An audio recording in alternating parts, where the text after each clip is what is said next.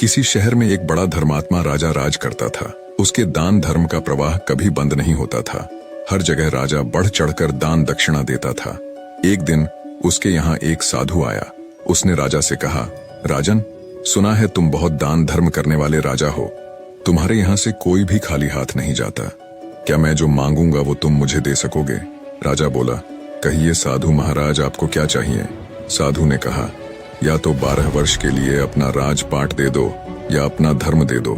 साधु की बात सुनकर पहले तो राजा चिंता में पड़ गया, फिर सोच विचार कर उसने कहा, महाराज, मैंने राजपाट सब आपको दिया, संभालिए इस राजपाट को।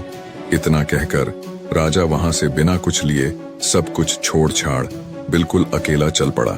चलते चलते मार्ग में एक बगीचा आया। वहीं एक कुआं और प्याऊ भी था। बड़ा रम्य स्थान था। राजा वहीं विश्राम करने के विचार से ठहर गया।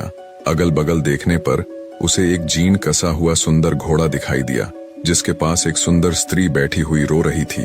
राजा को स्वभावतः दया आई। उसने उस स्त्री से रोने का कारण पूछा। स्त्री बोली, महाराज, मैं एक राजकुमारी हूँ। मेरे पिता और भ्राता सबको शत्रुओं ने मार डाला है। मैं किसी प्रकार जान बचाकर यहाँ भाग आई हूँ। अब आप ही देव के द्वारा भेजे मेरे आश्रयदाता हैं, अतः मुझे शरण दें। राजा ने कहा, ठीक है, घोड़े पर बैठ जाओ और मेरे साथ साथ चलो। राजकुमारी बोली, नहीं महाराज, आप ही घोड़े पर चलो। आपके सामने मेरा घोड़े पर बैठकर चलना ठीक नहीं है। राजा घोड़े पर सवार हो गया। चलते चलते दोनों एक दूसरे राजा के नगर में पहुंचे। स्त्री ने कहा, आप शहर जाकर कोई बढ़िया मकान भाड़े पर ठीक करो, तब तक मैं यहीं बैठती हूँ। राजा ने कहा, भाई, मेरे पास एक अधेला भी नहीं है, फिर मकान की बात किस मुंह से करूंगा? स्त्री ने कहा, महाराज, रुपयों पैसों की आवश्यकता हो तो मेरे पास से ले जाओ। और उसने निकाल कर 10 मोहरें राजा को थमा दी। राजा भी मकान ठीक कर आया और राजकुमारी को लेकर उसी मकान में गया और उन्हें वहां छोड़कर बाहर से घोड़े और उस स्त्री के लिए भोजन सामग्री ले आया। राजकुमारी ने भोजन तैयार किया और राजा से भोजन करने को कहा। राजा ने कहा, अरे, आप भी तो भोजन करो। उसने कहा, नहीं महाराज, पहले आप भोजन कर लें, आपके बाद मैं खा लूंगी। राजा ने भोजन किया, स्त्री ने भी किया। दूसरे दिन उस स्त्री ने कहा, राजन, आपको अधिक कष्ट होता है काम करने में, क्यों ना एक नौकर रख लो? राजा बोला, भाई, मेरे पास तो एक अधेला भी नहीं है और तुम मुझसे राजाओं की सी बात कर रही हो। स्त्री ने कहा, राजन, आप असमंजस में ना पड़िए। मैं औरत जात न हुई होती तो स्वयं इन कामों को कर लाती, आपको कहने भी नहीं जाती। रुपये पैसों की आपको जब भी आवश्यकता पड़े, आप हमसे निस्संकोच मांग लिया कीजिए।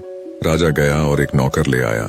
कुछ दिनों के बाद उस स्त्री ने कहा, राजन, मन बहलाने के लिए कभी कभी यहाँ के राजा की कचहरी में चले जाया करो और वहाँ की कुछ बातें सुन लिया करो।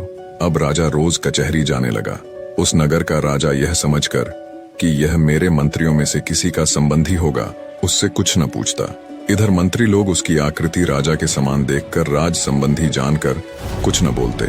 कुछ दिन यूं ही बीत गए। एक दिन राजा और मंत्री वर्ग ने आपस में आखिर उस राजा के संबंध में बातचीत की। वह किसी का कोई संबंधी तो था ही नहीं। उनको बड़ा कौतूहल हुआ। दूसरे दिन राजा ने उससे परिचय मांगा। उसने अपनी सारी बात बता दी। उसकी धर्मप्रियता देख राजा ने उसका बड़ा स्वागत किया और अपना मुकुट उसके सिर पर रख उसकी पगड़ी अपने सिर पर रख ली, अपने सिंहासन पर बैठाया और मित्रता की प्रतिज्ञा की।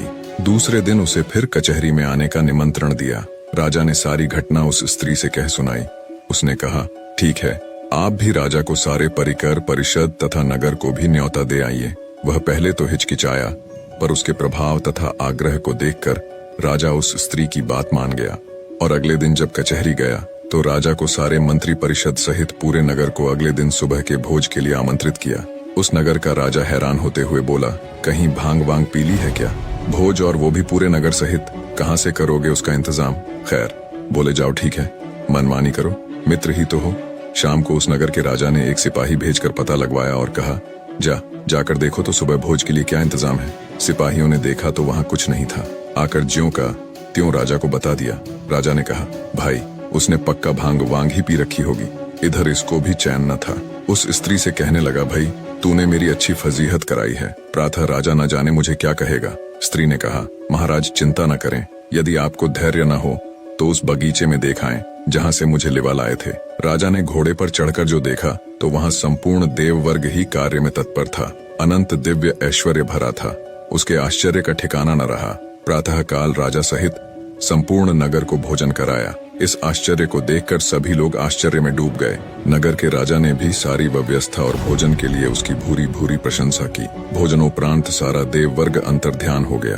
अब उस स्त्री ने कहा, राजन, तुमने उस साधु को कितने दिनों के लिए राज्य दिया था? जरा कागज तो देखो। राजा ने देखा तो समय पूरा हो चुका था। स्त्री बोली, तो अब आप भी अपने राज्य में जाओ और अपना राजपाट संभालो।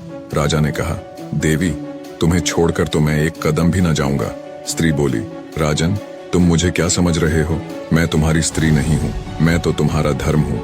जब तुमने मुझे नहीं छोड़ा तो मैंने भी तुम्हें नहीं छोड़ा और तुम्हारी स्त्री बनकर तुम्हारे साथ रही और तुम्हें किसी प्रकार का दुख नहीं होने दिया। पर अब जैसी तुम्हारी इच्छा। निष्कर्ष, धर्म के प्रति निष्ठा ही जीवन की वास्तविक सफलता और सुख का मार्ग है। धर्म का पालन करने वाला व्यक्ति चाहे किसी भी परिस्थिति में हो, वह कभी पराजित नहीं होता।